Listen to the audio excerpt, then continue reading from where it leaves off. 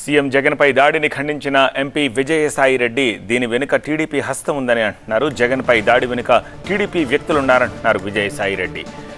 దీని వెనుక చంద్రబాబు ఉండొచ్చని అనుమానంగా ఉందని, ఘటనపై ఎన్నికల సంఘం విచారణకు ఆదేశించాలని విజయసాయి రెడ్డి డిమాండ్ చేశారు. హింస, అనైతిక చర్యల ద్వారా చంద్రబాబు అధికారం సాధించాలనుకుంటున్నారన్నారు విజయసాయి రెడ్డి.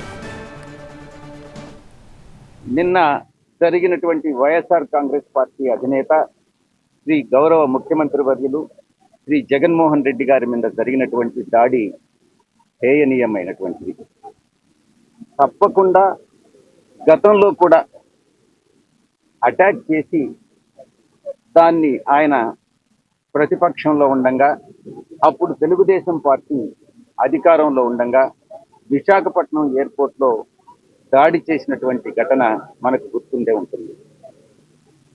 దాడి చేసింది చిన్న కత్తితో అయినా కూడా దాన్ని విపరీత అర్థాలతో దాన్ని ఒక సెటైరికల్గా చిత్రీకరించి అబద్ధాలన్నింటినీ కూడా నిజాలుగా నమ్మించేటటువంటి వ్యక్తి చంద్రబాబు నాయుడు, అతని పార్టీ.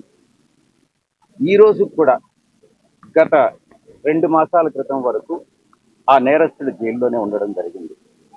దీన్ని బట్టి అర్థం చేసుకోవచ్చు నేర తీవ్రత, అతని ఉద్దేశం. అదేవిధంగా ఇప్పటికీ కూడా అధికారం పోయిన తర్వాత 5 సంవత్సరాల కాలం గడుస్తూ ఉంది.